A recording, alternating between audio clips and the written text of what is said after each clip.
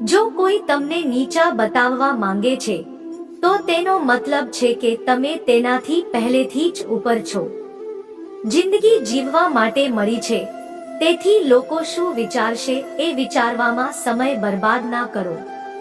કોઈના ખરાબ સમયમાં તેનો હાથ પકડો, સહારો આપો, હિંમત આપો, કારણ કે ખરાબ સમય થોડા સમયમાં જતો રહેશે, પરંતુ તે તમને દુઆઓ જીવનભર આપતો રહેશે.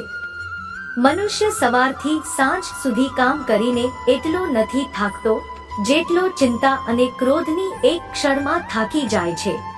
સંબંધ પરમાત્મા સાથે સારો બનાવી લો તો તમને કોઈની જરૂર નહીં પડે, તમે પોતે બધાની જરૂર બની જશો. સલાહ આપવા તો હજારો આવે છે, પરંતુ જ્યારે સાથ આપવાનો વારો આવે તો ફક્ત ભગવાન આવે છે. જીત્યા પછી તો આખી દુનિયા ગળે લગાવે છે, પણ જે આજે તમારી સાથે છે તે કાલે તમારી વિરુદ્ધ થઈ શકે છે. મતલબ વગર કોઈ તમારી ઇજ્જત નહીં કરે, પરંતુ પોતાને એટલા કાબિલ બનાવો કે લોકો મતલબ વગર પણ તમારી ઇજ્જત કરે. ભગવાન કહે છે કે રાત્રે સૂતા પહેલા તમે બધાને માફ કરી દો અને સવારે તમારા જાગ્યા પહેલા હું તમને માફ કરી દઈશ. ભગવાન ઓક્સિજન જેવા છે, જેને તમે જોઈ નથી શકતા, પરંતુ તેમના વિના તમે જીવી પણ નથી શકતા. કોઈ બીજું તમારી મદદ ના કરી શકે તો પોતાની મદદ જાતે કરો. તમે પોતાના સૌથી સારા મિત્ર છો અને સૌથી મોટા દુશ્મન પણ. માણસ ત્યારે સમજદાર નથી હોતો જ્યારે તે મોટી મોટી વાતો કરવા લાગે, બલકે સમજદાર ત્યારે હોય છે જ્યારે તે નાની નાની વાતોને સમજવા લાગે. તમે ક્યારે સાચા હતા એ કોઈ યાદ નથી રાખતું, પરંતુ તમે ક્યારે ખોટા હતા એ બધા યાદ રાખે છે. બધા દુઃખ દૂર થયા પછી જ મન પ્રસન્ન થશે, આ તમારો ભ્રમ છે. મન પ્રસન્ન રાખો, બધા દુઃખ આપોઆપ દૂર થઈ જશે, આ હકીકત છે. કોઈ પણ વ્યક્તિની કોઈ પણ વાત ખરાબ લાગે તો બે રીતે વિચારો. જો વ્યક્તિ મહત્વપૂર્ણ હોય તો વાત ભૂલી જાઓ, અને જો વાત મહત્વપૂર્ણ હોય તો વ્યક્તિને ભૂલી જાઓ. સંબંધ ફક્ત લોહીથી નથી બનતો, જે મુસીબતમાં હાથ પકડે તેનાથી મોટો કોઈ સંબંધ નથી હોતો. ભગવાન કહે છે તું બધું દુઃખ અને પરેશાની મને સોંપી દે અને બિલકુલ હળવો થઈને મને યાદ કર, ધીમે ધીમે તારું જીવન બદલાઈ જશે. દરરોજ રાત્રે સૂતા પહેલા ભગવાનને પોતાની પૂરી દિનચર્યા જણાવીને સૂઓ.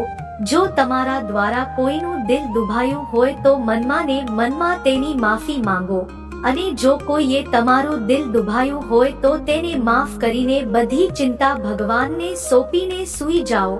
વિશ્વના કરો આ રીતે તમારું જીવન ખુશનુમા બની જશે. ક્રોધથી બોલેલો એક શબ્દ એટલો ઝેરીલો હોઈ શકે કે છે જે તમારી હજાર સારી વાતોને એક મિનિટમાં નષ્ટ કરી શકે છે.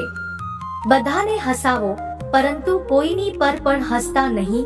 બધાનું દુઃખ વહેંચજો, પરંતુ કોઈને દુખી ના કરતા. બધાના રસ્તામાં દીવો સળગાવજો, પરંતુ કોઈનું દિલ ના સળગાવતા. આ જ જીવવાની રીત છે. જેવું વાવશો એવું જ રહેશો. દુઆઓ અને પ્રાર્થનાઓ અસંભવને પણ સંભવ બનાવી દે છે.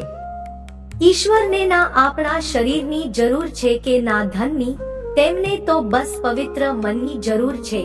તેથી તેઓ આપણને કંઈ પણ છોડવાનું નથી કહેતા, બસ કહે છે મનના વિકારો અને ખરાબ વિચારો છોડો.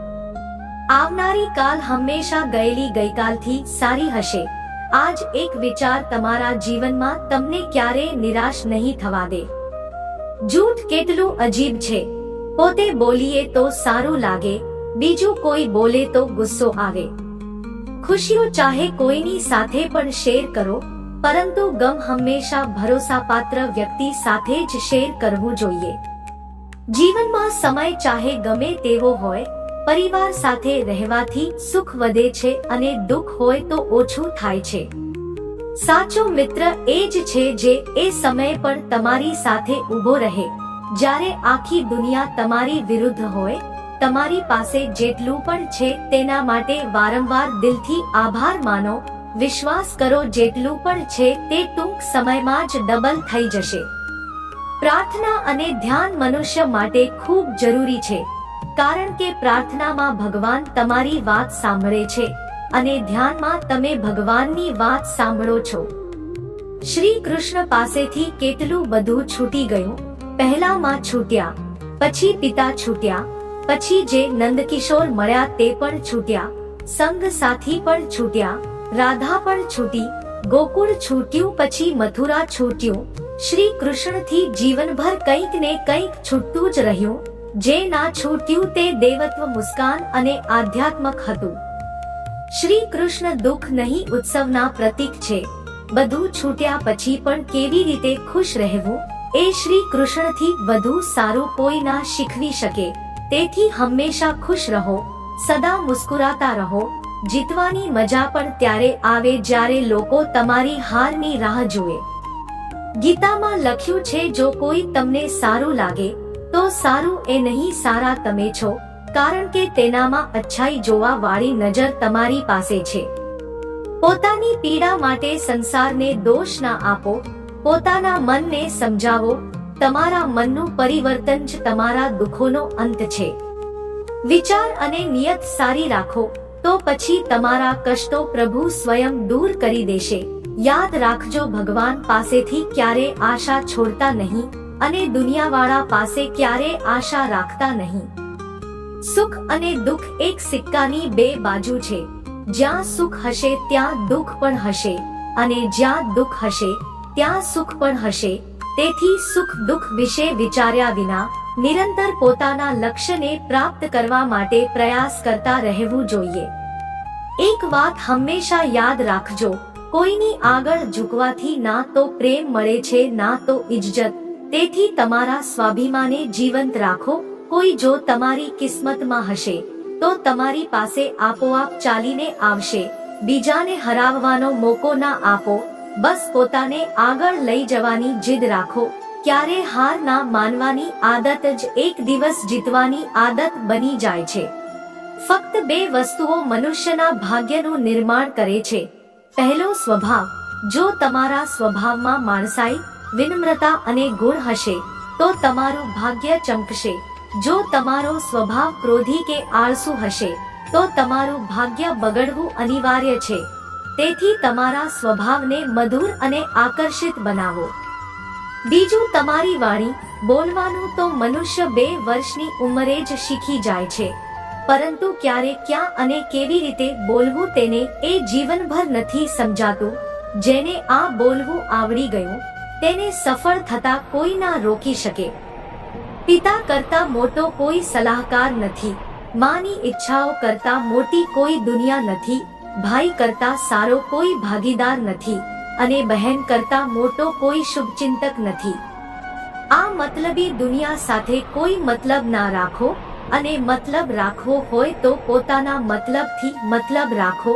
દુઆઓ માંગવાથી કોનું ભલું થાય છે? મળે તો એ જ છે જે આપણે વાવ્યું છે. તમે નીચે પડીને જુઓ, કોઈ નહીં આવે ઉઠાવવા. તમે જરા ઉડીને તો જુઓ, બધા આવશે પાડવા. એક વાત હંમેશા યાદ રાખજો, જો તમે દારૂની દુકાનમાં બેસીને દૂધ પીઓ તો તમને દારૂડિયાનો જ દરજ્જો મળશે અને કોઈ મંદિરમાં બેસીને પાણી પણ પીઓ તો તમને એક સંતનો દરજ્જો આપવામાં આવશે. તેથી તમે કોની સાથે ઉઠો બેસો છો એ ખૂબ મહત્વનું છે. મિત્રો, આશા રાખું છું કે તમે આ વિડીયોમાંથી ઘણી બધી શીખ લીધી હશે. જો વિડીયો પસંદ આવ્યો હોય તો કોમેન્ટમાં જય શ્રી કૃષ્ણ લખો. ફરી જલ્દી મળીશું એક નવા જ્ઞાનવર્ધક વિડીયોમાં. વિડીયોને અંત સુધી જોવા બદલ તમારો ખૂબ ખૂબ આભાર.